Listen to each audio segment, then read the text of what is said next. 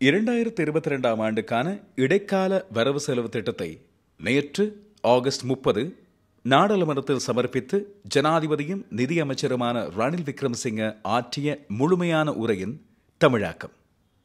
මෙතෙක් අප රටේ පැවති ආර්ථික රටාව වෙනස් කරලීම සඳහා මූලික පදනම සකස් කරන අතුරු අයවැය අද අපි පාර්ලිමේන්තුවට ඉදිරිපත් කරනවා. இடைக்கால வரவு செலவு திட்டம் 2022 2021ஆம் ஆண்டின் 30ஆம் இலக்க ஒதுக்கீட்டு சட்டத்தினை திருத்துதல். முன்னுரை. இதுவரை காணப்பட்ட பொருளாதார போக்கினை மாற்றியமைப்பதற்கான அடித்தளத்தினை இடுகின்ற இடைக்கால வரவு செலவு திட்டத்தினை இன்று நாம் நாடாளுமன்றத்தில் சமர்ப்பிக்கின்றோம். இன்றைய உலகத்துக்கேற்ற தேசிய பொருளாதார உபாயம் ஒன்றினை உருவாக்குவதற்கான படிக்கல்லாக இது அமையும். ஒரு புதிய பொருளாதார கட்டமைப்பினை கட்டி எழுப்புவதற்கான அடித்தளமானது 2023 வரவு செலவு திட்டத்துடன் ஆரம்பமாகும். இடைக்கால வரவு செலவு திட்டத்திற்கான முகவுரையான 4 விடயங்களை உங்களது கவனத்திற்கு கொண்டு வர நான் விரும்புகின்றேன். 1. பொருளாதார நெருக்கடி.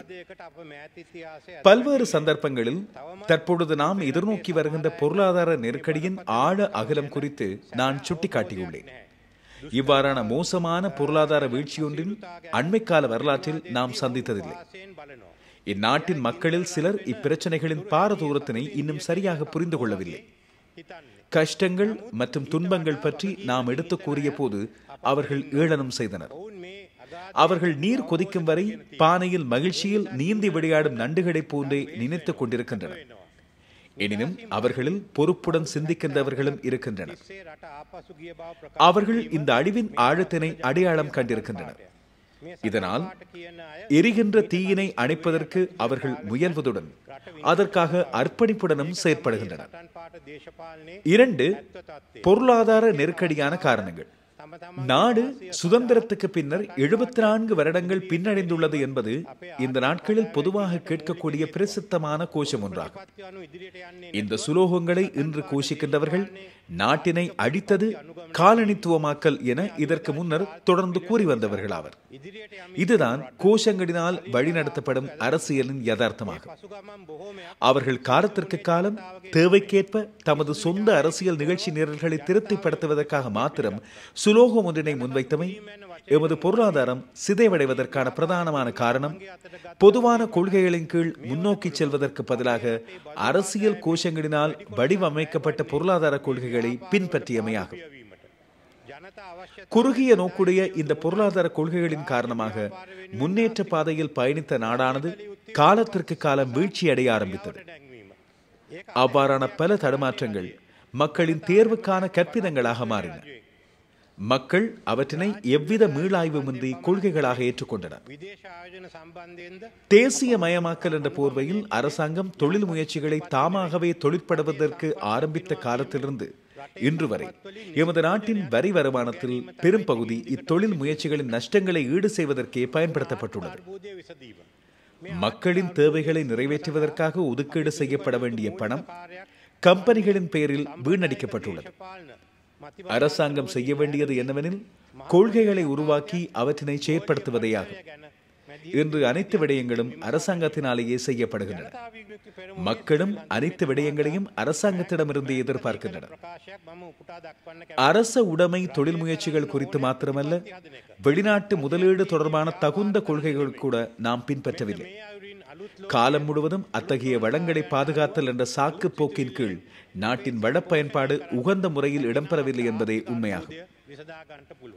3. பொருளாதார நெருக்கடியினை தீர்த்தல். பொருளாதார நெருக்கடியினை தீர்ப்பதில் முக்கிய நடவடிக்கை ஒன்றாக எமது பாரம்பரிய அரசியல் சித்தாந்தங்களை தூக்கி எறிந்துவிட்டு அடிமட்ட மற்றும் உலகளாவிய அபிவிருத்திகளின் யதார்த்தங்கள் பற்றி புறநிலையாக சிந்தித்தல் வேண்டும். மக்கள் விடுதலை முன்னணியின் திரு சுனில் ஹந்துனித்தினால் அண்மையில் தெரிவிக்கப்பட்ட கூற்றொன்றினை நான் இங்கு குறிப்பிட விரும்புகின்றேன். அரசாங்கம் கொள்கைகளை உருவாக்குதல் வேண்டும். அரசாங்கம் தொழில் முயற்சிகளை செயற்படுத்தக்கூடாது. இவ்விடயத்தில் புதிய ஒழுங்கின் புதிய எண்ணக்கருக்கள் பற்றிய புதிய சிந்தனைகளை நாம் கொண்டிருப்போமாயின் பொருளாதார நெருக்கடியை தீர்ப்பதற்கு எம்மால் முடியுமாகவிருக்கும். 4 பொருளாதார நெருக்கடியினை தீர்ப்பதற்கான வழிமுறைகள்.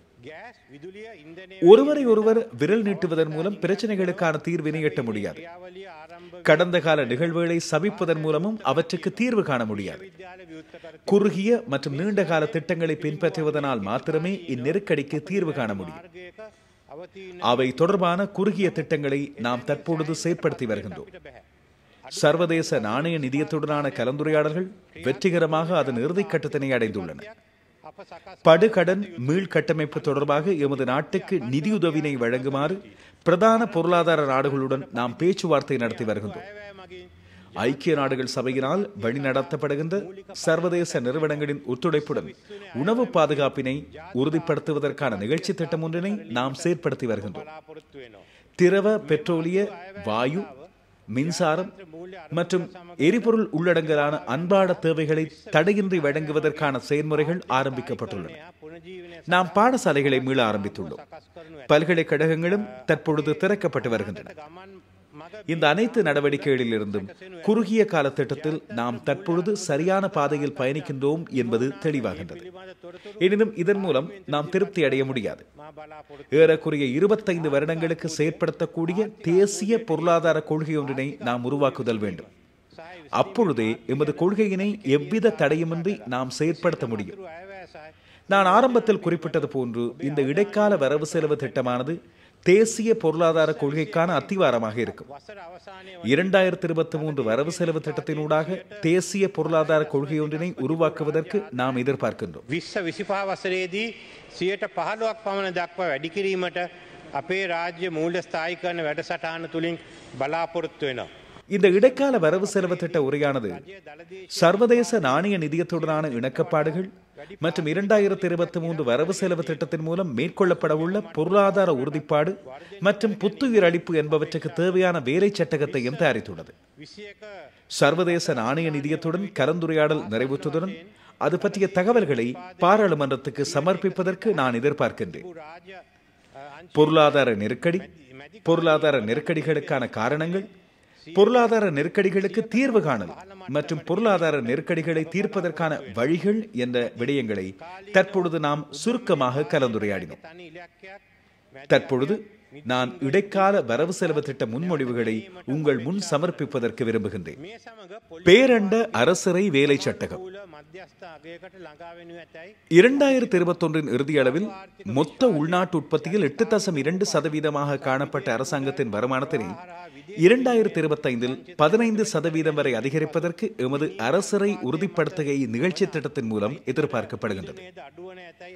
அரசாங்கம் 2025 ஆரம்ப மிகையினை மொத்த உள்நாட்டு உற்பத்தியில் 2% இலக்கிட்டுள்ளதுடன் நடுத்தர காலத்தின் போது இம்மட்டத்தினை மேலும் மேம்படுத்துவதற்கும் எதிர்பார்க்கப்படுகின்றது. 2021 இறுதியில் காணப்பட்ட மொத்த உள்நாட்டு உற்பத்தியின் 110% 2032 அளவில் மொத்த உள்நாட்டு உற்பத்தியில் 100% விஞ்ஞாத வகையில் அரசாங்கத்துறை படுகடனை குறைப்பதற்கு நாம் திட்டமிட்டுள்ளோம்.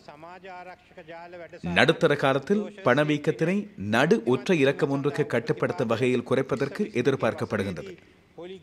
அத்துடன் வட்டி வீதமும் குறைந்த அல்லது சாதகமான வட்டி வீதமாக குறையும் என நாம் எதிர்பார்க்கின்றோம். பேரண்ட பொருளாதார நம்பிக்கை மீண்டும் தாவிக்கப்பட்டதன் பின்னர் வெளிநாட்டு செலாவணி ஒதுக்குகள் வெளிநாட்டு நிதி வழங்கலினூடாக மீண்டும் அதிகரித்ததன் பின்னர் நாணய மாற்று வீதங்கள் மீதான மோசமான அழுத்தமும் குறைவடையும் என நாம் எதிர்பார்க்கின்றோம்.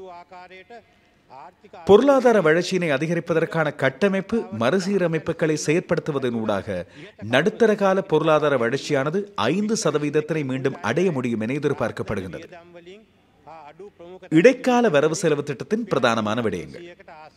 இந்த இடைக்கால வரவு செலவு திட்டமானது 2022 ஜனவரியில் அறிமுகப்படுத்தப்பட்ட கொள்கை பொதிக்கான வசதி ஏற்பாடுகளை உள்ளடக்கியுள்ளதுடன் சமூக நலன்பொறி பாதுகாப்பு வலைகளை, அதாவது சோஷியல் சேஃப்டி நெட்ஸ் அதிகரிப்பதற்கான ஒதுக்கீடுகள், 2022 அதிகரித்த வட்டி கொடுப்பனவு காரணமாக ஏற்பட்ட மேலதிக செலவினம், உலக வங்கி மற்றும் ஆசிய அபிவிருத்தி வங்கி என்பவற்றினால் தற்பொழுதுள்ள கருத்திட்டங்களை மீள்நோக்கப்படுத்தி பெற்றுக்கொள்ளப்பட்ட வெளிநாட்டு உதவிகள் மற்றும் அதிகரித்த உரமானியம் என்பவற்றுக்கான நிதி ஏற்பாடுகளையும் உள்ளடக்கியுள்ளது. நான் இதற்கு முன்னர் வாக்குறுதி அளித்ததன் பிரகாரம் இந்த செலவினங்களை ஈடு செய்யும் வகையில் 2022 வரவு செலவு திட்டத்தில் ஏறக்குறைய 300 பில்லியன் ரூபாய் மூலதன செலவினத்தை நீக்குவதற்கு நாம் நடவடிக்கை எடுத்துள்ளோம். வருமான முன்மொழிவுகள்: வருமான வரி, பெறுமதி சேர்க்கப்பட்ட வரி, தொலைத்தொடர்பாடல் அறவீடு, பந்தய மற்றும் சூதாட்ட அறவீடு என்பன தொடர்பில் பல்வேறு வரி மறுசீரமைப்புகளினை செயற்படுத்துவதற்கான அங்கீகாரம் தற்பொழுது கிடைக்கப்பெற்றுள்ளதுடன் வரி தொடர்பான சில முன்மொழிவுகள் தற்பொழுது செயற்படுத்தப்பட்டுள்ளன. இதற்கு மேலதிகமாக 2022 செப்டம்பர் 1ஆம் தேதி முதல் செயற்படுத்தப்படும் வகையில் பெறுமதி சேர்க்கப்பட்ட வரி VAT 12% 15% வரை அதிகரிக்கப்படும்.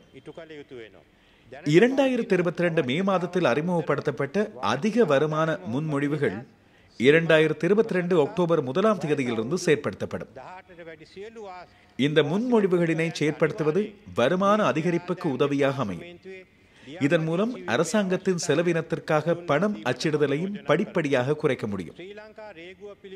மேற்குறித்த முன்மொழிவுகளிலிருந்து கிடைக்கின்ற வருமானமும் 2022 ஒதுக்கீட்டு சட்டத்திற்கான திருத்தத்தில் சமர்ப்பிக்கப்பட்ட வருமான மதிப்பீடுகளின் கீழ் உள்ளடக்கப்பட்டுள்ளது. இதற்கு மேலதிகமாக 2023 வரவு செலவு திட்டத்தினை இலக்காக கொண்டு புதிய வருமான அதிகரிப்பு முன்மொழிவுகளை சமர்ப்பிப்பதற்கு எதிர்பார்க்கப்பட்டுள்ளது.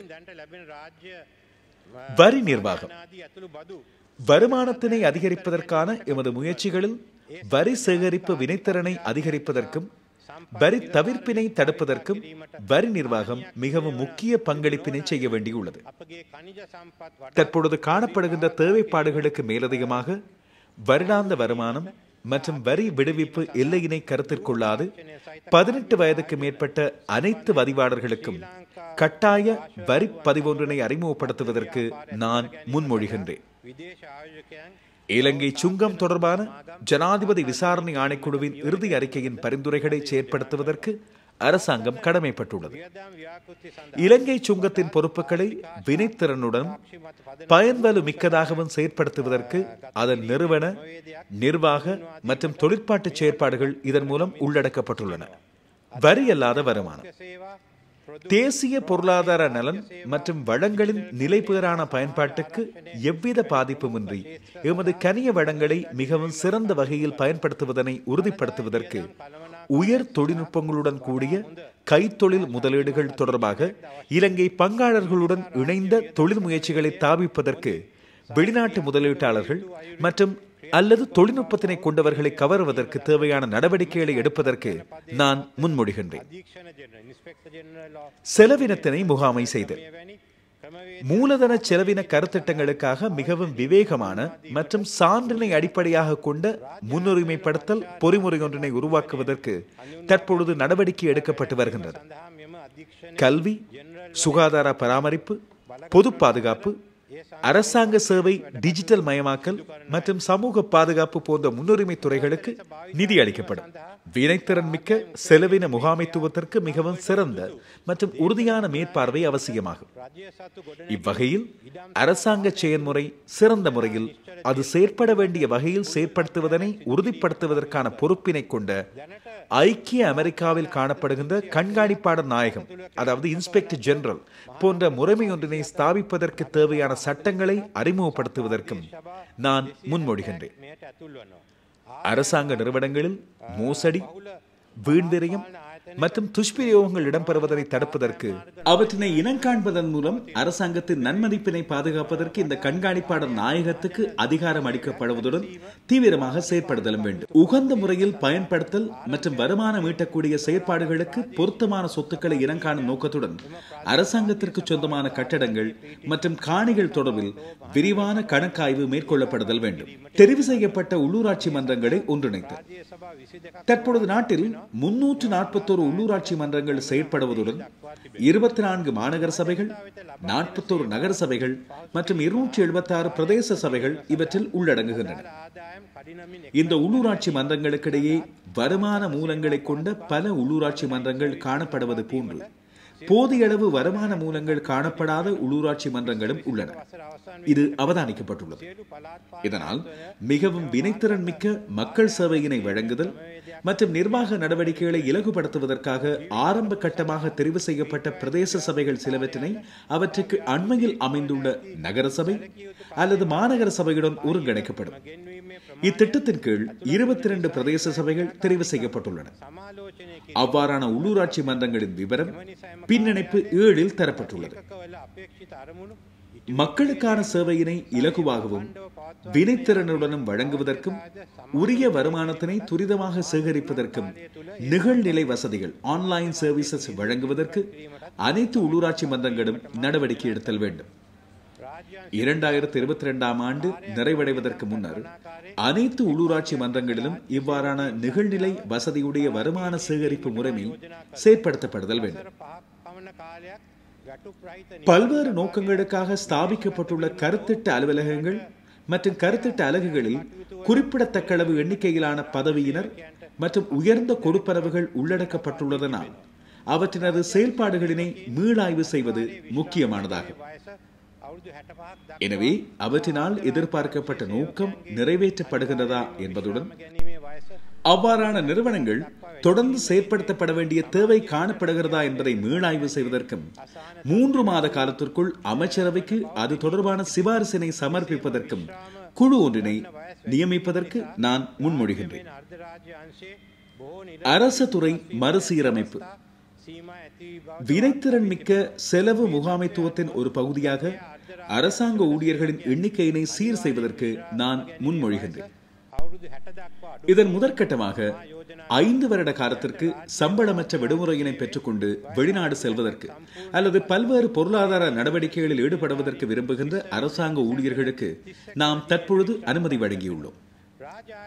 அரசாங்க சேவையில் உள்ள பதவியினரின் ஓய்வூதியம் பெறும் வயதினை 65 வரையும், பகுதியளவு அரசு சேவையில் உள்ள அலுவலர்களின் ஓய்வூதியம் பெறும் வயதினை 62 வரையும் அதிகரித்ததனால் சமூகத்தில் வேலையற்ற இளைஞர்களின் விரக்தி நிலை அதிகரித்து வருகின்றமை தெரிய வந்துள்ளது.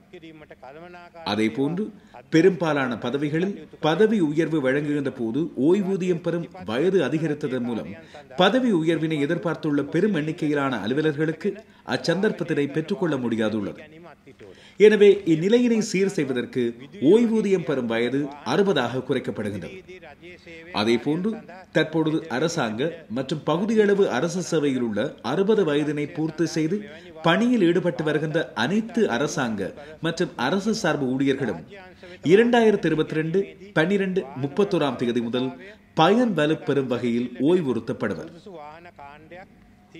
அரசாங்க சேவையில் சிற்றூழியர்களை புதிதாக ஆட்சேர்ப்பு செய்ய வேண்டிய எண்ணிக்கை தொடர்பில் அனைத்து அரசாங்க சேவையினையும் உள்ளடக்கும் வகையில் பணி ஆய்வு ஒர்க் ஸ்டடி ஒன்றினை 3 மாதத்திற்குள் மேற்கொண்டு அதன் அறிக்கையினை சிபாரிசுகளுடன் அமைச்சரவைக்கு சமர்ப்பிப்பதற்கு முகாமைத்துவ சேவை திணைக்கள பணிப்பாளர் நாயகத்தினால் நடவடிக்கை எடுக்கப்படுதல் வேண்டும். அரசாங்கத்தின் கொள்கை என்ற வகையில் உயிர் சுவட்டு எரிபொருளை பயன்படுத்தி இயங்குகின்ற வாகனங்களை அரசு துறைக்கான கொள்வனவு செய்தல் இதன் பின்னர் இடைநிறுத்தப்படுகின்றது. எதிர்காலத்தில் அரசு துறையின் பயன்பாட்டுக்காக மின் வலுவினை கொண்ட வாகனங்கள் மாத்திரம் கொள்வனவு செய்யப்படும் என்பதுடன் தனியார் துறையினரும் மின்சார வாகனங்களை பயன்படுத்துவதற்கு ஊக்குவிக்கப்படுவர். அரசு துறைக்காக வாகனங்களை கொள்வனவு செய்யும் போது வாகனத்தின் வினைத்திறன் மற்றும் விலைகளை அடிப்படையாக கொண்டு பொருத்தமான வாகன வகைகளை தீர்மானித்தல் வேண்டும். இந்த முன்மொழிவு கட்டம் கட்டமாக செயற்படுத்தப்படுவதுடன் 2026 ஜனவரி 1 இது நிறைவு செய்யப்படும். ஸ்ரீலங்கா ගුවන් සේවයේද බල ශක්ති අංශයේ ලංකා විදුලි බල මණ්ඩලය සහ ලංකා ඛනිජ නීතිගත සංස්ථාවද විශේෂයෙන්ම සඳහන් කරනු පුළුවන්. தேசிய பாதுகாப்பு 2030 பூகோள ரீதியில் முக்கியத்துவம் வாய்ந்த நாடொன்று என்ற வகையில் இலங்கை அனைவருடனும் இணைந்து செயற்பட வேண்டும் என்பதுடன் எழுகின்ற யதார்த்தங்களுக்கு முகம் கொடுப்பதற்கு எமது பாதுகாப்புத்துறை சார்ந்த கொள்கைகளினை திட்டமிடுதலும் வேண்டும். இதனால் இந்நோக்கத்தினை அடைந்து கொள்வதற்கும் நவீன மற்றும் மாற்றமடைந்து வருகின்ற உலகத்திற்கு ஏற்ற வகையில் எமது பாதுகாப்பு துறையினை தயார்படுத்துவதற்காகவும் தேசிய பாதுகாப்பு 2030 எனப்படும் மீளாய்வு ஒன்றினை மேற்கொள்வதற்கு நான் முன்மொழிகின்றேன். அரசுடைமை தொழில் முயற்சிகள் அரசு துறை மறுசீரமைப்புகளில் மற்றொரு தீர்க்கமான விடயம் என்ற வகையில் அரச உடைமை தொழில் முயற்சிகளை முகாமைத்துவம் செய்வதாகும். பிரதான அரச உடைமை தொழில் முயற்சிகள் சிலவற்றுக்கு பாரிய அரசரை ஆபத்து ஏற்பட்டுள்ளது. அவற்றில் எரிசக்தி துறையில் இலங்கை மின்சார சபை மற்றும் இலங்கை பெட்ரோலிய கூட்டுத்தாபனத்தினையும், போக்குவரத்து துறையில் ஸ்ரீலங்கன் விமான சேவை நிறுவனத்தினையும் விசேடமாக குறிப்பிட முடியும். இந்த நிறுவனங்கள் குறிப்பிடத்தக்க அளவு நஷ்டம், எதிர்மறையான பங்குரிமை மூலதனம், ஸ்ரீலங்கன் விமான சேவை மற்றும் இலங்கை பெட்ரோலிய கூட்டுத்தாபனம் மற்றும் குறிப்பாக அரசு வங்கிகளுக்கு செலுத்த வேண்டிய பெருமளவிலான கடன் சுமைக்கு உட்பட்டு குறிப்பிடத்தக்க அளவு ஆபத்தினை நிதித்துறையில் உருவாக்கியுள்ளன. அரசுடைமை தொழில் முயற்சிகளின் பங்கு விலக்கல் தொடர்பிலான வெற்றிகரமான நிகழ்ச்சி திட்டம் ஒன்றின் மூலம் வரி செலுத்தினர்கள் மற்றும் நிதி முறைமை மீதான சுமையினை குறிப்பிடத்தக்க அளவு இலகுபடுத்த முடியும். அதே போன்று பொருளாதாரத்தினை துரிதமாக மீளெழுச்சி பெறச் செய்வதற்கான வழிகாட்டல்களை வழங்குவதன் மூலம் கடனற்ற வெளிநாட்டு ஒதுக்குகளை உருவாக்குவதற்கும் உதவ முடியும். இதற்காக நிதி அமைச்சில் அரசுடைமை தொழில் முயற்சிகள் மீள்கட்டமைப்பு அலகினை ஸ்தாபிப்பதற்கு நான் முன்மொழிகின்றேன். இதற்காக 200 மில்லியன் ரூபாவினை ஒதுக்கீடு செய்வதற்கு நான் முன்மொழிகின்றேன்.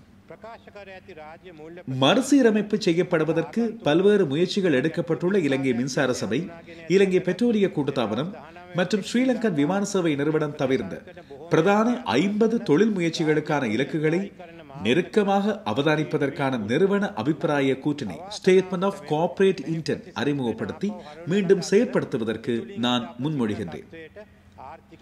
அரசுடைமை தொழில் முயற்சிகள் தொடர்பான இந்த கடினமான ஆனால் அத்தியாவசியமான நடவடிக்கைகள் சவால் மிக்கவை என்பதில் சந்தேகமில்லை. ஆனாலும் அவ்வாறு செய்ய தவறுகின்றமை பேரழிவினை ஏற்படுத்தும் ஆபத்து மிக்கதாகும். குறிப்பாக நிதித்துறையின் ஸ்திரத்தன்மையில் பாதிப்பினை ஏற்படுத்துவதில் எதிர்காலத்தில் இதனைவிட பாரிய வரிச்சுமையினை மக்கள் சுமக்க வேண்டி நேரிடும்.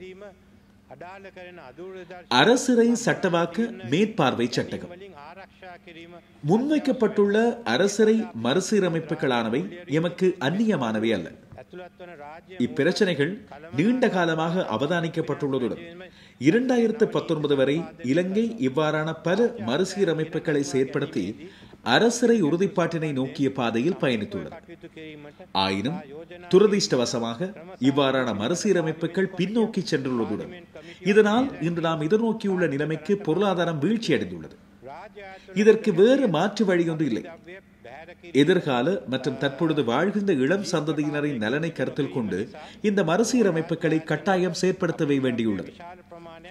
எனவே இன்று எம்மால் செயற்படுத்தப்படுகின்ற எவ்வாறான மறுசீரமைப்பாயினும் நாம் அனைவரும் காண்பதற்கு எதிர்பார்க்கின்ற பொருளாதாரத்தினை மீளெழுச்சி பெறச் செய்வதனை தடம் புரளச் செய்கின்ற குறுகிய நோக்கங்களில் இருந்து பாதுகாப்பது அத்தியாவசியமானதாகும்.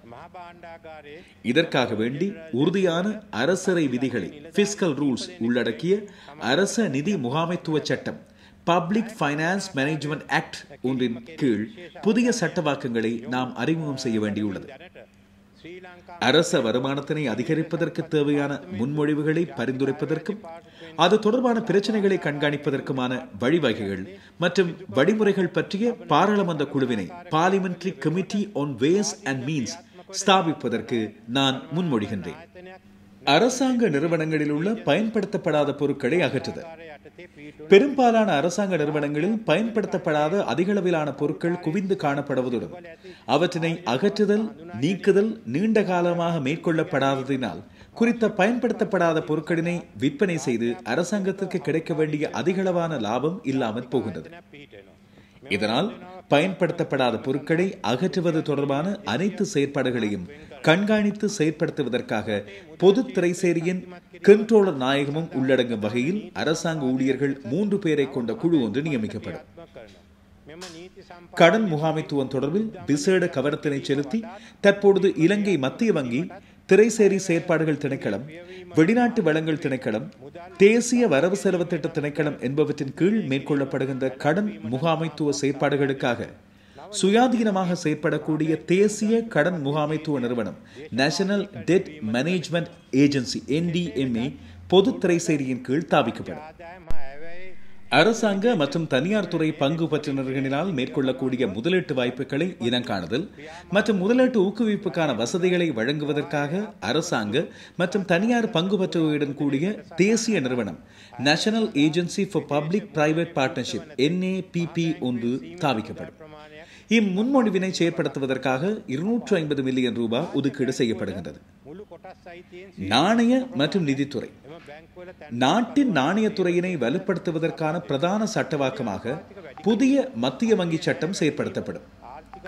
இச்சட்டம் உருவாக்கப்படுவதன் மூலம் பணவீக்கத்தினை இலக்கிடுதல் மற்றும் வரவு செலவு திட்ட பற்றாக்குறைக்கு மத்திய வங்கியின் மூலம் நிதி அளிப்பதினை, அதாவது பொதுவாக அறியப்பட்ட பணம் அச்சிடுதலை தடுத்தல் என்பவற்றுக்கான சட்ட ஏற்பாட்டினை வழங்குகிறது. புதிய சட்டத்தின் மூலம் மத்திய வங்கியின் நாணய கொள்கை தீர்மானங்கள் அரசியல் மயப்படுத்தப்படுவதும் தடுக்கப்படுகின்றது. ஆரம்பத்தில் எதிர்பார்க்கப்பட்டவாறு 2019 ஆண்டில் இச்சட்டம் உருவாக்கப்பட்டிருக்குமேயானால் இன்று நாம் காண்கின்ற உயர் பணவீக்கத்தினை அனுபவிக்காதிருக்க முடிந்திருக்கும். அரசாங்க வங்கிகளின் மொத்த பங்குரிமைகளில் 20% குறித்த வங்கிகளின் வைப்பாளர்கள் மற்றும் ஊழியர்களுக்கு வழங்குதல். பொருளாதார நெருக்கடி, வட்டி விகித அதிகரிப்பு, கடன் மீள் அறவீட்டில் சிரமம், கடன் பெற்ற தொழில் முயற்சிகள் எதிர்நோக்கிய பிரச்சனைகளினால் இலங்கை வங்கி மற்றும் மக்கள் வங்கி என்பவற்றுக்கு ஏற்பட்ட பாதிப்பினை குறைப்பதற்கும், இரண்டு வங்கிகளினதும் திரவத்தன்மை பிரச்சனைகளை குறைக்கவும் புதிய மூலதன வசதியினை வழங்க வேண்டியுள்ளதால் குறித்த இலங்கை வங்கி மற்றும் மக்கள் வங்கிக்கு உரித்துடைய முழு பங்குகளில் 20% வங்கிகளின் வைப்பாளர்களுக்கும் ஊழியர்களுக்கும் வழங்குவதற்கு முன்மொழியப்படுகின்றது.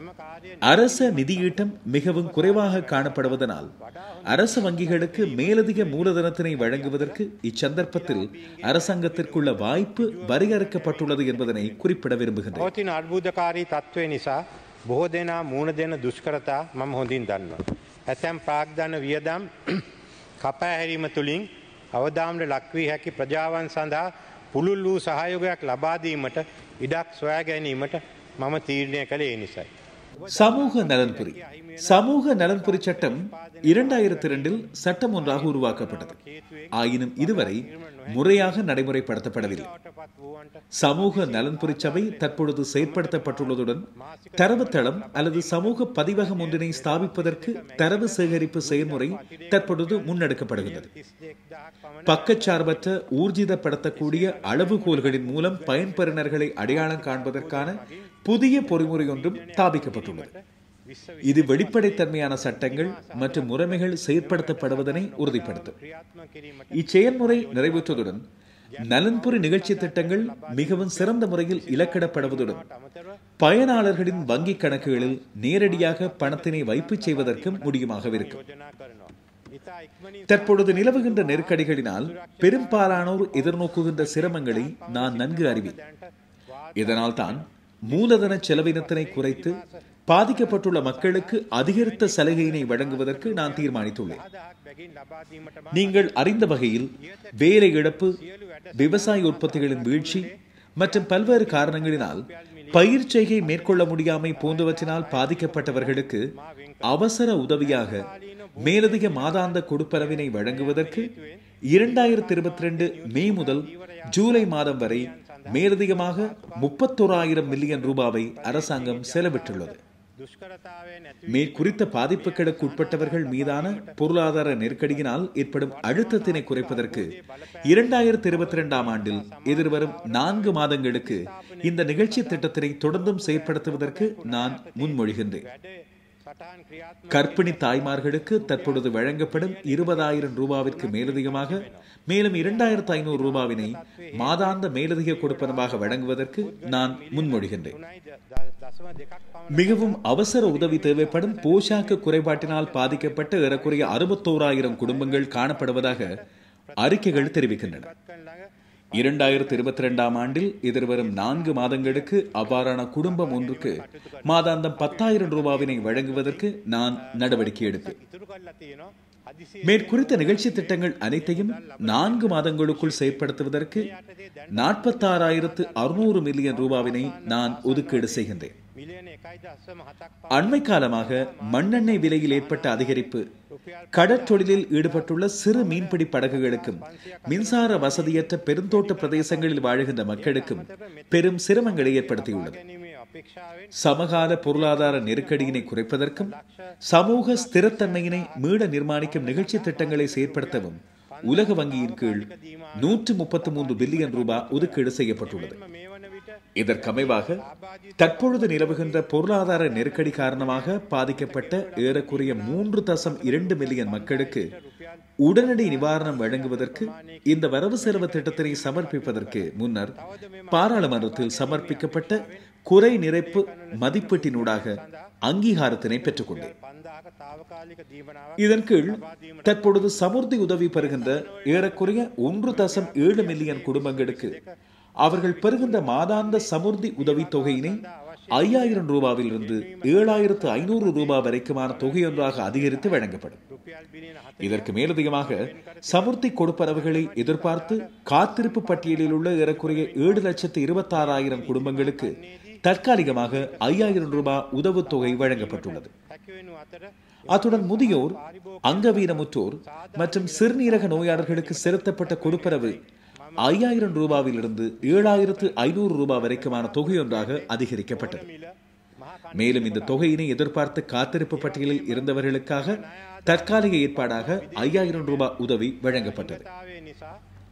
இக்கருத்திட்டத்தின் கீழ் வழங்கப்பட்ட மேற்படி சலுகைகளுக்கு மேலதிகமாக 2022-2023 பெரும்போகத்தில் நெற்செய்கைக்கு தேவையான யூரியாவினை இறக்குமதி செய்வதற்கு 110 மில்லியன் அமெரிக்க டாலர், அதாவது 40 பில்லியன் ரூபாய் ஒதுக்கீடு செய்யப்பட்டது. தற்பொழுது இதற்கான கொள்வனவு செயற்பாடுகள் இடம்பெற்று வருகின்றன. இதன் மூலம் எதிர்வருகின்ற பெரும்போகத்தில் நெற்செய்கையாளர்களுக்கு சிறந்த அறுவடையினை பெற்றுக்கொள்ள முடியும் என்பதுடன் அதன் மூலம் அரிசி நுகர்வாளர்களுக்கு சாதாரண விலையில் அரிசியினை பெற்றுக்கொள்ள முடியுமாக இருக்கும் என நான் நம்புகிறேன். அதேபோன்று இக்கடன் திட்டத்தின் மூலம் வெளிநாட்டு செலாவணி பற்றாக்குறையினால் நாட்டில் சமையல் எரிவாயு தட்டுப்பாடு ஏற்பட்டதனால் அவற்றினை நிவர்த்தி செய்வதற்கு சமையல் வாயுவினை இறக்குமதி செய்து குறுகிய காலத்தில் நாடு முழுவதும் விநியோகம் செய்யப்பட்டது. அத்துடன் எதிர்காலத்திலும் பற்றாக்குறை ஏற்படாதவாறு தேவையான சமையல் எரிவாயுவினை பெற்றுக் கொள்வதற்கு நாம் செயற்பட வேண்டியுள்ளது. அதற்காக இக்கடன் உதவியிலிருந்து ஏறக்குறைய 70 மில்லியன் டாலர்களை ரூபாய் 25 பில்லியன் செலவிடுவதற்கு எதிர்பார்க்கப்பட்டுள்ளது. இவை அனைத்தும் மேலே குறிப்பிடப்பட்ட 50 பில்லியன் ரூபாய் சலுகைகளுக்கு மேலதிகமானதாகும். புதிய சட்டங்கள், சட்ட திருத்தங்களை அறிமுகம் செய்தல், பொருளாதாரத்தினை உறுதிப்படுத்தல் மற்றும் பொருளாதார வளர்ச்சி ஏற்பாடுகளுக்கு வசதி அளிக்கும் வகையில் குறுகிய காலத்தில் மறுசீரமைப்புகளை துரிதப்படுத்த பொருத்தமான திருத்தங்கள் மற்றும் புதிய சட்டங்களை கீழ்வருமாறு அறிமுகப்படுத்துவதற்கு நான் முன்மொழிகின்றேன். புதிய சட்டங்கள்: உணவு பாதுகாப்பு சட்டமூலம், அரச ஆதன முகாமைத்துவ சட்டமூலம், பொருளாதார உறுதிப்பாட்டு சட்டமூலம், கரை கடந்த பொருளாதார முகாமைத்துவ சட்டமூலம், அரசாங்க சேவை ஊழிய சட்டமூலம், அரச நிதி முகாமைத்துவ சட்டமூலம், குத்தகை அடிப்படையில் வழங்கப்பட்ட வளாகங்களின் உடைமையினை மீளப்பெறுதல், அதாவது விசேட ஏற்பாடுகள் சட்டமூலம், பங்களிப்பு தேசிய ஓய்வூதிய நிதிய சட்டமூலம், வெளிநாடுகளில் உள்ள இலங்கையர்களுக்கான முகவராண்மை சட்டமூலம். இரண்டாவது, சட்ட திருத்தங்கள்: கமநல அபிவிருத்தி சட்டத்துக்கான திருத்தங்கள், சுங்க கட்டளை சட்டத்துக்கான திருத்தங்கள், நிதி சட்டத்துக்கான திருத்தங்கள், வெளிநாட்டு செலாவணி சட்டத்துக்கான திருத்தங்கள். இதற்கு மேலதிகமாக பொருளாதார நெருக்கடி காரணமாக தொழில்களை இழந்த ஊழியர்கள் தொடர்பில் ஊழியர் தொழில் முடிவுறுத்தல் சட்டத்துக்கு termination of employment of workmen act TEWAக்கு பதிலாக மிகவும் யதார்த்தமான பொறிமுறை ஒன்றினை அறிமுகப்படுத்துவதற்கு உரிய தரப்பினர்களுடன் கலந்துரையாடப்படும். ஐக்கிய அமெரிக்காவில் வங்குரோத்து நிலைக்குள்ளான வியாபார முயற்சிகளை மறுசீரமைப்பு செய்வதற்கு தற்பொழுது காணப்படுகின்ற சட்ட ஏற்பாடான வங்குரோத்து கோவையின் 11வது அத்தியாயத்தில் கடன் சுமையினால் நெருக்கடிக்குள்ளான வியாபார தொழில் முயற்சிகளை மறுசீரமைப்பு செய்ய வேண்டிய வழிமுறை தொடர்பான ஏற்பாடுகளை கொண்டுள்ளது. வங்குரோத்து நிலை மாத்திரம் தொழில் முயற்சிகளை மூடுவதற்கான காரணமாகாது என்பதுடன் வியாபாரத்தினை தொடர்ந்து முன்னெடுத்துச் செல்கின்ற அதேவேளை சொத்துக்கள் மற்றும் பொறுப்புகளை மீள்கட்டமைத்தல், கடன் சுமையிலிருந்து மீளுதல் தொடர்பான மறுசீரமைப்பு திட்டம் ஒன்று குறிப்பிடப்பட்டுள்ளது. இந்த ஏற்பாட்டினை இலங்கைக்கும் பொருந்தும் வகையில் புதிய சட்டங்கள் உருவாக்கப்படுதல் வேண்டும். விவசாயத்துறை உற்பத்தியில் வீழ்ச்சி, உரம், கிருமிநாசினி பயன்பாடு போன்ற விவசாய பிரயோகங்கள் காணப்படாமை காரணமாக அண்மை காலமாக சிறிய விவசாயிகளுக்கு கடினமான காலப்பகுதியினை கடந்து செல்ல வேண்டி ஏற்பட்டது. இதனால் 2 ஹெக்டேயர் அல்லது அதற்கு குறைந்த அளவு நெற்பயிர் செய்கையில் ஈடுபட்ட சுமார் 28,259 விவசாயிகள் 2022 மே 31 வரை அரசாங்க வங்கிகளில் பெற்ற பயிர் செய்கை கடன்களை செலுத்துவதற்கு முடியாதுள்ளனர் என தெரிய வந்துள்ளது. அவர்களை இச்சுமையிலிருந்து விடுவிப்பதற்கு பொது திரைசேரியின் காசு பாய்ச்சலில் அழுத்தத்தினை ஏற்படுத்தாத வகையில் இம்முன்மொழிவினை கட்டங்கட்டமாக செயற்படுத்துவதற்கு தேவையான நிதியாக ரூபாய் 350 மில்லியனை நான் ஒதுக்கீடு செய்கின்றேன். விவசாயத்துறை மற்றும் தொழில் முயற்சியாண்மை இரண்டினையும் ஒன்றாக இணைப்பதற்காக நாம் செயற்படுதல் வேண்டும். பிரச்சனைகளை சரியான முறையில் விளங்கிக் கொண்டு எமது விவசாய துறையினை மேம்படுத்துவது தொடர்பில் மீண்டும் சிந்தித்தல் வேண்டும். இளைஞர்கள் புதிய தொழில்நுட்பங்களை விரைவாக உள்வாங்கிக் கொள்பவர்கள். அவர்கள் பெறுமதி சங்கிலிகளின் வினைத்திறனை அதிகரிப்பதற்கு புத்தாக்க சாதனங்களை பயன்படுத்த முடியும். இப்பின்னணியில் அதிகூடிய நன்மையினை பெற்றுக் கொள்வதற்கு இளைஞர் விவசாய கம்பெனிகளை தாபித்து அவற்றை 331 பிராந்திய இளைஞர் கழக சம்மேளனங்களுடன் இணைப்பதற்கு நான் முன்மொழிகின்றேன். இந்நோக்கத்துக்காக 250 மில்லியன் ரூபாய் ஒதுக்கீடு செய்யப்படும். விவசாய உற்பத்திக்கான பெறுமதி சங்கிலிகளை அபிவிருத்தி செய்வதும் மிக முக்கியமானதாகும். இந்நோக்கத்திற்காக உள்ளூர் விவசாய அபிவிருத்தி பெறுமதி சங்கிலி நிகழ்ச்சி திட்டத்தினை domestic agriculture development value chain programme வழிப்படுத்துவதற்கு நான் முன்மொழிகின்றேன். இலங்கை மத்திய வங்கியின் சொந்த நிதியினை பயன்படுத்தி, அதாவது மொத்தமாக 1 பில்லியன் ரூபாய் உள்ளூர் விவசாய அபிவிருத்தியின் முதல் கட்டத்தினை செயற்படுத்துவதுடன் வெளிநாட்டு சந்தைக்கான உற்பத்திகளை ஊக்குவிக்கின்ற அதேவேளை அபிவிருத்தி பங்காளர்களின் உதவியுடன் மேலும் இத்திட்டத்தினை விரிவாக்குவதற்கு எதிர்பார்க்கப்படுகின்றது. உள்ளூர் பாற்பொருள் உற்பத்தியினை மேம்படுத்துவதற்கு உறுதியான செயற்திட்டம் ஒன்று அவசியமாகும். இதனால் சகல தரப்பினரின் ஒத்துழைப்புடன் அரசாங்கம் அல்லது அபிவிருத்தி பங்காளர்களினால் நிதி அளிக்கப்படும் கருத்திட்டம் ஒன்றின் மூலம் தேசிய மட்ட நிகழ்ச்சி திட்டம் ஒன்றினை செயற்படுத்துவது அவசியமாகும். மலைநாட்டு காலநிலை உற்பத்தி திறன் கூடியது என்ற வகையில் பெருந்தோட்டங்களில் பயன்படுத்தப்படாத அல்லது குறைந்த உற்பத்தி திறன் கொண்ட காணிகளை இக்கருத்திட்டத்துக்கு பயன்படுத்த முடியும். இதற்காக ஆரம்பத்தில் 200 மில்லியன் ரூபாய் ஒதுக்கீடு செய்வதற்கு நான் முன்மொழிகின்றேன். கடந்த காலங்களில் பயிரிடப்பட்ட நிலங்களின் அளவு மற்றும் விளைச்சல் குறைவடைந்ததன் காரணமாக விதை மற்றும் நடுகை பொருட்களின் பற்றாக்குறை ஏற்பட்டதனால் விவசாயிகளுக்கு தேவையான விதை மற்றும் நடுகை பொருட்களை வழங்குவதற்கு முடியுமான வகையில் விவசாய திணைக்களம் மற்றும் அரச பண்ணைகள் துரித நிகழ்ச்சி திட்டம் ஒன்றினை செயற்படுத்துதல் வேண்டும். இதன் அடிப்படையில் தேவையான விதைகள் மற்றும் நாட்டு பொருட்களை உற்பத்தி செய்வதற்கு 400 பில்லியன் ரூபாவினை விவசாய திணைக்களத்துக்கு ஒதுக்கீடு செய்வதற்கும் நான் முன்மொழிகின்றேன். அரசாங்க காணிகளை வினைத்திறன் மற்றும் உற்பத்தி திறனுடன் பயன்படுத்த வேலையற்ற இளைஞர் யுவதிகளை ஈடுபடுத்தல். இந்நோக்கத்திற்காக இனங்காணப்பட்ட காணிகள் அமைந்துள்ள பிரதேசங்களில் தற்பொழுது வேலையற்றுள்ள இளைஞர் குழுக்களுக்கு ஏறக்குறைய 10 உறுப்பினர்களை கொண்ட குழுக்கள் 20 ஏக்கர் காணிகளை ஒதுக்கீடு செய்வது, அவற்றை விவசாய மற்றும் கால்நடை வளர்ப்புக்காக பயன்படுத்துவதற்கு எதிர்பார்க்கப்படுகின்றது. காணி மறுசீரமைப்பு ஆணைக்குழு, மக்கள் தோட்ட அபிவிருத்தி சபை மற்றும் அரச பெருந்தோட்ட கூட்டுத்தாபனம் என்பவற்றுக்கு சொந்தமான காணிகள் மற்றும் ஏனைய காணிகளை இதற்காக பயன்படுத்துவதற்கு எதிர்பார்க்கப்படுகின்றது. இக்காணிகளுக்காக பெயரளவிலான வாடகை மாத்திரமே அறவிடப்படும். இந்த முன்மொழிவினை செயற்படுத்துவதற்காக 50 மில்லியன் ரூபாவினை ஒதுக்கீடு செய்வதற்கு நான் முன்மொழிகின்றேன். தேசிய உணவு பாதுகாப்பு நிகழ்ச்சி திட்டம். உணவு பாதுகாப்பினை உறுதிப்படுத்துவதற்கும் அதனை தேசிய முன்னுரிமை ஒன்றாக செயற்படுத்துவதற்கும் உணவு உற்பத்தி அதிகரிப்பு, சேகரிப்பு, களஞ்சியப்படுத்தல் மற்றும் விநியோகம் போன்ற பல விடயங்களை உள்ளடக்குகின்ற தேசிய உணவு பாதுகாப்பு நிகழ்ச்சி திட்டம் ஒன்றினை அறிமுகப்படுத்தி அதனை தேசிய முக்கியத்துவம் வாய்ந்தது ஒன்றாக செயற்படுத்த நான் முன்மொழிகின்றேன். விவசாய காப்புறுதி நிகழ்ச்சி திட்டத்தினை மீளாய்வு செய்தல். விவசாய காப்புறுதி நிகழ்ச்சி திட்டத்தினை செயற்படுத்துகின்ற ஆரம்பம் முதல் காப்புறுதி தவணை கொடுப்பனவுகளினை செலுத்தியதன் மூலம் விவசாயிகள் உற்சாகத்துடன் பங்கு பற்றிய போதிலும் தற்பொழுது இக்காப்புறுதி தொடர்பான அனைத்து பணமும் அரசினால் செலுத்தப்படுவது தெரியவந்துள்ளது. இதற்கமைய பல்வேறு காப்புறுதி நிறுவனங்களை தொழிற்படுத்துவது அவசியமா, மற்றொரு காப்புறுதி முறைமையின் கீழ் விவசாயிகளுக்கு உரிய வசதிகளை வழங்குவது சாத்தியமா என்பது தொடர்பில் மீளாய்வு ஒன்று இடம்பெறுதல் வேண்டும். ஆராய்ச்சி மற்றும் அபிவிருத்தி. இலங்கையின் உலக போட்டித்தன்மை தர மதிப்பீட்டினை மேம்படுத்துவதன் மூலம் வெற்றியினை பெற்றுக் கொள்வதற்கு ஆராய்ச்சி மற்றும் அபிவிருத்தி மேம்பாடு முக்கியமானதாகும். இதற்கமைய உலக பல்கலைக்கழகங்கள் மற்றும் தொழில்நுட்ப நிறுவனங்களின் உதவியுடன் ஆரம்ப தொழில் முயற்சி கலாசாரத்துடன் ஆராய்ச்சி மற்றும் அபிவிருத்தியினை ஊக்குவித்தல் மற்றும் வர்த்தக மயப்படுத்தலுக்கான பொறிமுறையினை ஸ்தாபிப்பதற்கும் 100 மில்லியன் ரூபாவினை ஒதுக்கீடு செய்ய நான் முன்மொழிகின்றேன். உள்ளூர் பொதியிடல் உற்பத்தி ஊக்குவிப்பு. நாட்டில் உற்பத்தி செய்யப்படும் விவசாய பொருட்களின் சந்தைப்படுத்தல் மற்றும் களஞ்சியப்படுத்தலினை மேம்படுத்துவதன் மூலம் விவசாய பொருட்கள் வீணாகுவதனை குறைப்பது அவசியமாகும். எனவே விவசாய உற்பத்திகளை பாதுகாத்தல் மற்றும் சந்தைப்படுத்தலுக்கு உள்ளூர் மூலப்பொருட்களை பயன்படுத்தி உணவு பொதியிடல் கைத்தொழில் ஊக்குவிக்கப்படுதல் வேண்டும். இதற்கமைய உணவு பொதியிடலுக்காக உயர் தொழில்நுட்ப உபகரணங்கள், உதிரிப்பாகங்கள் இறக்குமதி மீதான இறக்குமதி தீர்வையில் 50% சலுகை வழங்கப்படும். இது தவிர பனை அபிவிருத்தி சபை, தேசிய வடிவமைப்பு மையம் மற்றும் ஏற்றுமதி அபிவிருத்தி சபை என்பன இணைந்து புதிய பொதியிடல் நிகழ்ச்சி திட்டம் ஒன்றினை அறிமுகம் செய்வதுடன் புத்தாக்க பொதியிடல் மூலம் ஏற்றுமதி சந்தை ஊக்குவிப்புக்கு பங்களித்தல் வேண்டும். இந்த முன்மொழிவினை செயற்படுத்துவதற்காக 250 மில்லியன் ரூபாவினை ஒதுக்கீடு செய்ய முன்மொழிகின்றேன்.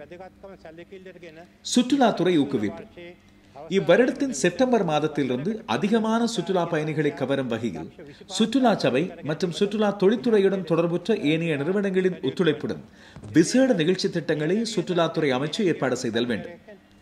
இங்கு எதிர்காலத்தில் இலங்கையில் இடம்பெறவுள்ள பல்வேறுபட்ட இனங்களுக்கு தனித்துவமான கலாசார சமய நிகழ்வுகளை இலக்காக கொள்வது அவசியமாகும். இத்தொழில்துறையின் முக்கியத்துவத்தினை கருத்தில் கொண்டு 2023 இறுதி அளவில் வருடம் ஒன்றுக்கு வருகை தருகின்ற சுற்றுலா பயணிகளின் எண்ணிக்கை 25 லட்சத்துக்கு அதிகரிப்பினை இலக்காக கொண்டு செயற்படுத்தல் வேண்டும். அதே போன்று அதிக செலவினத்தினை மேற்கொள்ள வசதியுடைய சுற்றுலா பயணிகளினை, அதாவது ஹை எண்ட் டூரிஸ்ட் கவருவதற்கு விசேட கவனம் செலுத்துவதற்கு முன்மொழியப்படுகின்றது. அத்துடன் சுற்றுலா பயணிகளை கவர்கின்ற புதிய இடங்களை அடையாளம் காணுதல் மற்றும் தேவையான வசதிகளை மேம்படுத்துதல் என்பவற்றை கவனத்தில் கொண்டு அறிக்கை ஒன்றினை சமர்ப்பிப்பதற்கு பல்வேறு துறைகளை பிரதிநிதித்துவப்படுத்தும் 5 உறுப்பினர்களை கொண்ட குழு ஒன்றினை நியமிப்பதற்கும் 1 மாதத்துக்குள் அவர்களது சிபாரிசுகளை உள்ளடக்கிய அறிக்கை ஒன்றினை பெற்று அவற்றினை செயற்படுத்துவதற்கு முன்மொழியப்படுகின்றது. இதற்காக 300 மில்லியன் ரூபாய் ஒதுக்கீடு செய்யப்படுகின்றது. காலநிலை நிதியத்திலிருந்து கிளைமேட் ஃபண்ட் வசதிகளை பெறுதல்.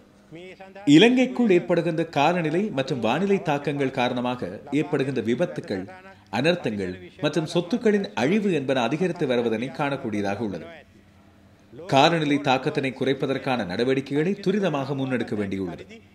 இதற்காக வேண்டி சுற்றாடல் விடயத்துக்கு பொறுப்பான அமைச்சு பொருத்தமான நிகழ்ச்சி திட்டம் ஒன்றினை தயாரித்து காலநிலை நிதியத்திலிருந்து தேவையான ஒத்துழைப்பினை பெற்றுக் கொள்வதுடன் அதற்கமைவாக பாதிப்பு தணிப்பு நிகழ்ச்சி திட்டம் ஒன்றினை செயற்படுத்துதல் வேண்டும். உயர்கல்வி வாய்ப்புகளை விரிவாக்குதல். உலகில் பல நாடுகள் தமது வெளிநாட்டு ஒதுக்குகளை அதிகரிப்பதற்கு வெளிநாட்டு மாணவர்களுக்கு கல்வி வாய்ப்புகளை திறந்துவிட்டுள்ளன.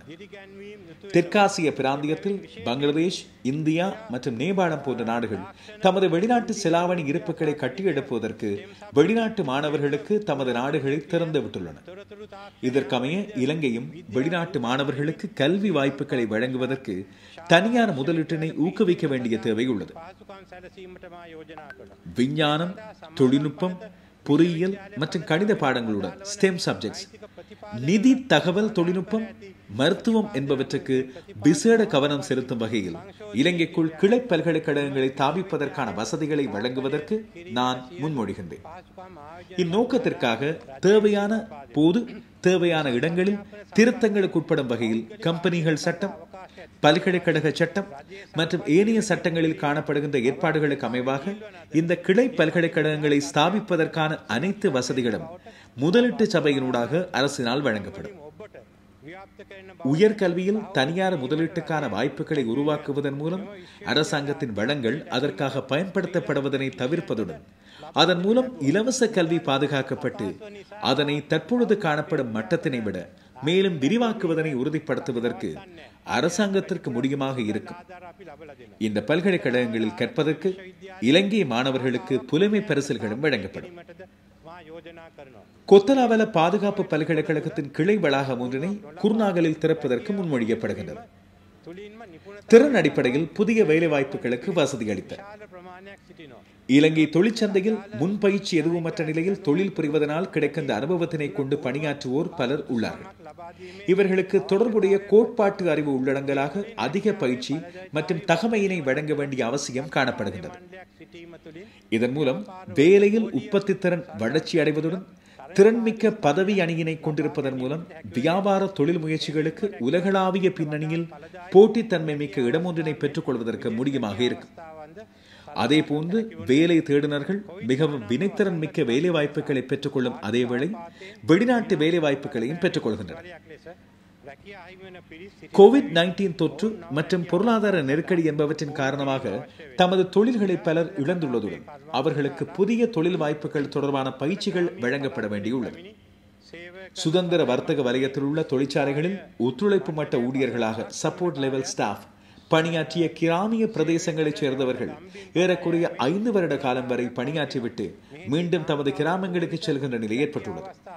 இதன் போது பெண்களுக்கு தொழில் வாய்ப்பு இல்லாமல் போவதுடன் ஆண்கள் முறைசாரா தொழில்களில் ஈடுபடுகின்றனர். இதற்கமைய சுதந்திர வர்த்தக வலயத்தில் பணியாற்றிய தொழில் மூலம் பெற்றுக்கொண்ட திறன்களை அடிப்படையாக கொண்டு புதிய வேலை வாய்ப்பு ஒன்றினை பெற்றுக்கொள்ள முடியுமானவரை மேலதிக பயிற்சியினை வழங்குவது அவசியமாகும்.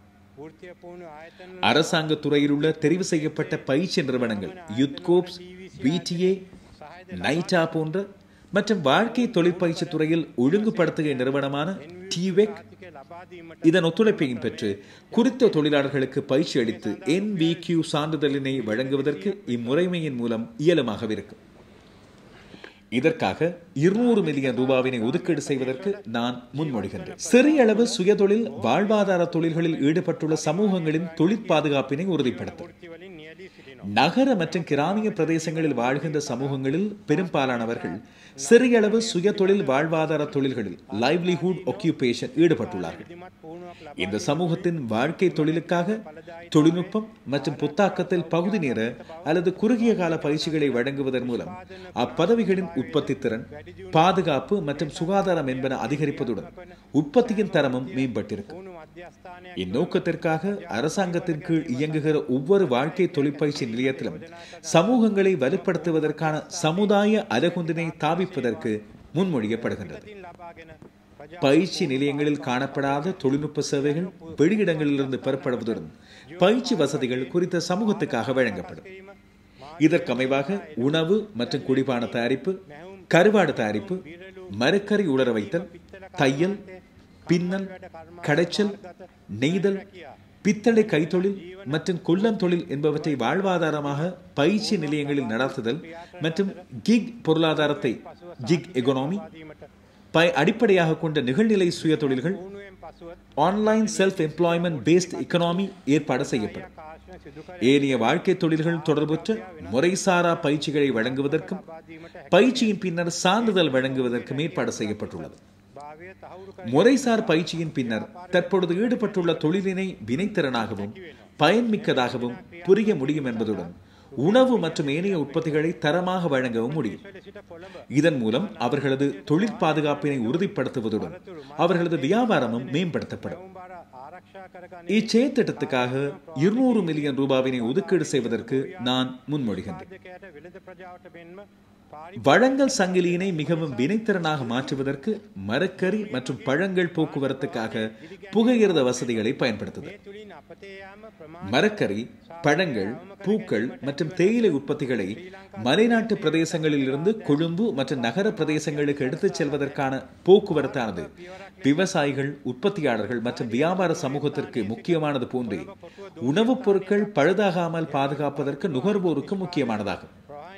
இந்த வகையில் பொருட்கள் போக்குவரத்தினை தற்போதுள்ள நடைமுறைகளிலிருந்து புகையிரத போக்குவரத்துக்கு மாற்றுவதனை ஊக்குவிப்பது அவசியமாகும். இதன் மூலம் வீண் விரயம், தாமதங்கள் மற்றும் செலவினத்தை குறைக்க முடியும் என்பதுடன் புகையிரத திணைக்களத்துக்கு மேலதிக வருமானத்தினை ஈட்டவும் முடியும். ஆரம்ப கட்டமாக தேவையான வசதிகளை கொண்ட புகையிரதம் ஒன்று மரக்கறி, பழங்கள் மற்றும் ஏனைய உற்பத்தி பொருட்களை ஹாலியல புகையிரத நிலையத்திலிருந்து கொழும்பு கோட்டை புகையிரத நிலையத்துக்கு ஏற்றிச் செல்வதற்காக ஈடுபடுத்தப்படும்.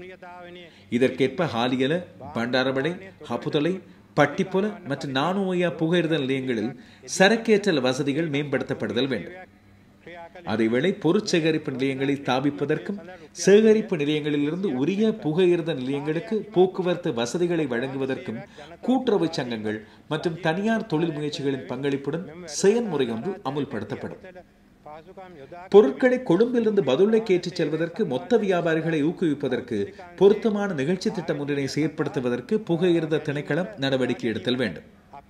இதனை செயற்படுத்துவதற்கு 200 மில்லியன் ரூபாவினை ஒதுக்கீடு செய்வதற்கு நான் முன்மொழிகின்றேன்.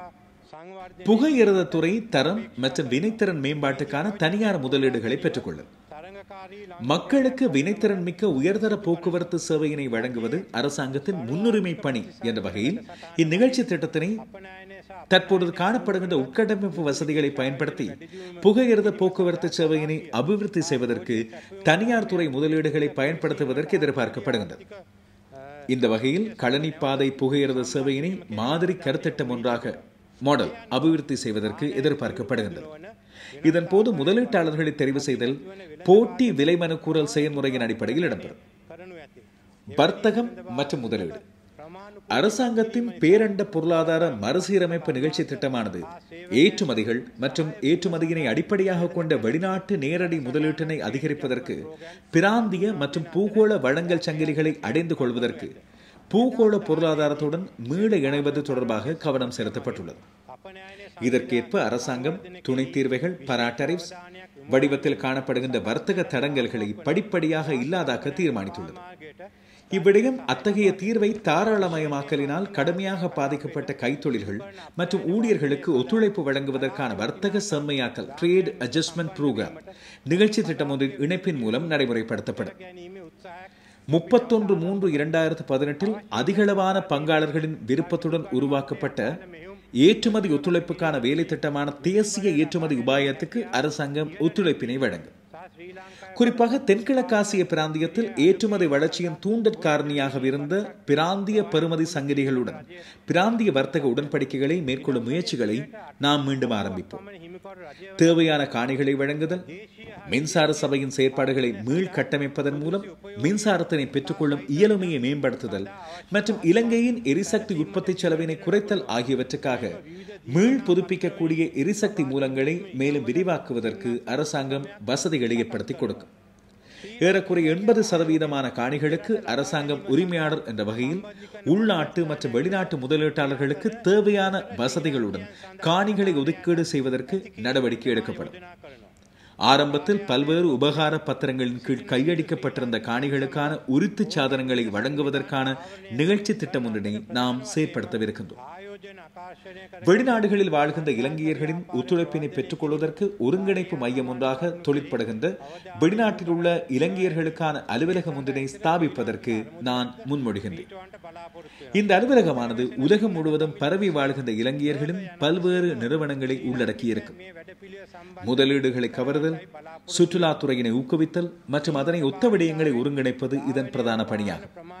இதற்காக வெளிநாட்டு இலங்கையர்களின் நிதியம் ஒன்றும் ஸ்தாபிக்கப்படும்.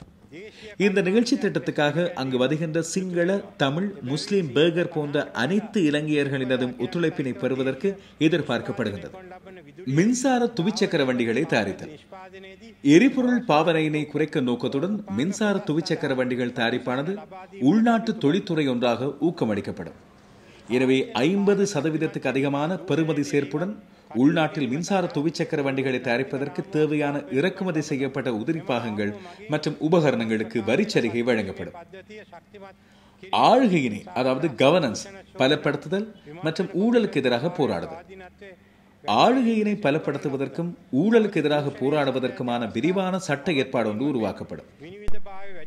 இந்த ஏற்பாட்டு சட்டகமானது சொத்துக்கள் வெளிப்படுத்தல் முறைமையினை வலுப்படுத்துவதுடன் லஞ்சம் அல்லது ஊழல் பற்றிய சாத்துதல்களை புலனாய்வு செய்வதற்கான ஆணைக்குழுவின் சுயாதீனத்தன்மையினை அதிகரிக்கவும் செய்யும். மேலும் ஊழலுக்கான அடிப்படை காரணங்களை இல்லாதொழிப்பதற்கும் வெளிப்படைத்தன்மையினை உருவாக்குவதற்கும் தொழில்நுட்பம் உட்சேர்க்கப்பட்ட முறைமைகளை ஊக்குவிப்பதற்கும் நான் முன்மொழிகின்றேன். முடிவுரை: புத்துயிர் அளிக்கப்பட்ட பொருளாதார முறையொன்றினை உருவாக்குவதற்கும் பயணத்திற்கான அடித்தளத்தினை இந்த முன்மொழிவுகளினூடாக நாம் தயார்படுத்தியுள்ளோம். இங்கு மற்றொரு முக்கிய விடயத்தினை உங்களது கவனத்துக்கு கொண்டு வர நான் விரும்புகின்றேன். நான் இதற்கு முன்னர் பல்வேறு சந்தர்ப்பங்களில் குறிப்பிட்டவாறு 2025ஆம் ஆண்டளவில் ஆரம்ப வரவு செலவு திட்டத்தில் மிகியொன்றினை உருவாக்குவது எமது இலக்காகும். பொருளாதார வளர்ச்சி வீதத்தினை ஸ்திர நிலைக்கு உயர்த்துவது எமது முயற்சியாகும். 2026ஆம் வருடமளவில் உறுதியான பொருளாதார அடித்தளம் ஒன்றினை உருவாக்குவது எமது அபிலாஷையாகும். தற்பொழுது பொது படுகடன் மொத்த உள்நாட்டு உற்பத்தியில் 110% காணப்படுகிறது. 2032ஆம் வருடமளவில் இதனை மொத்த உள்நாட்டு உற்பத்தியில் 100% விட குறைவான மட்டத்துக்கு கொண்டு செல்வது எமது இலக்காகும். தேசிய பொருளாதார கொள்கையின் அடிப்படையில் தேசமும் அதன் மக்களும் கட்டியெழுப்பப்படுமாயின் சுதந்திரத்தின் நூற்றாண்டினை கொண்டாடுகின்ற 2048ஆம் வருடமளவில் எமது நாடு முழுமையாக அபிவிருத்தி அடைந்த நாடொன்றாக மாறுவதற்கு முடியும். இதன்பின் நாம் தொடர்ந்தும் கடன் உதவியில் தங்கி இருக்கின்ற நாடொன்றாக இருக்க முடியாது.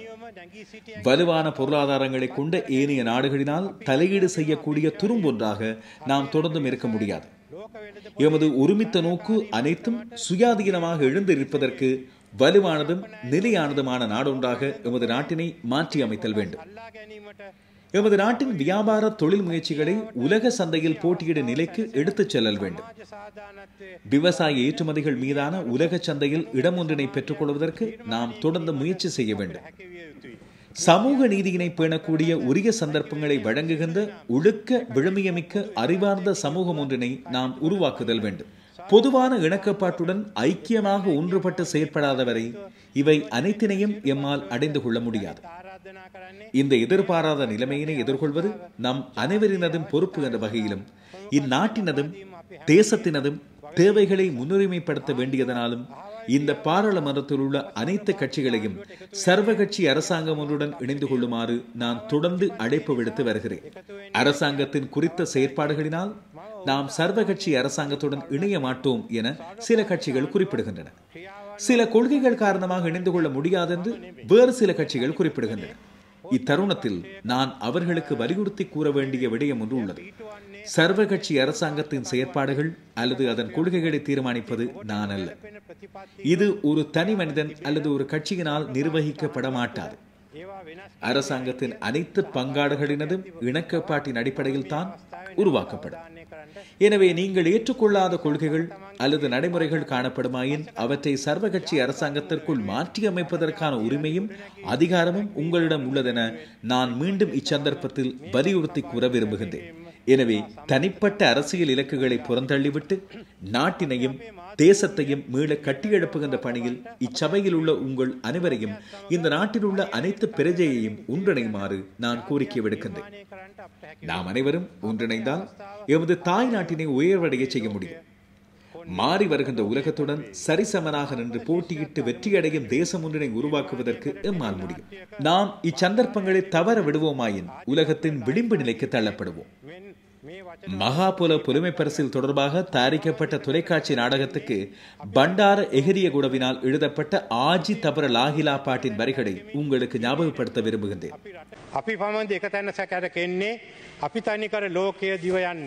நாம் மட்டுமா ஒரு இடத்தில் சுழன்று கொண்டிருக்கிறோம்.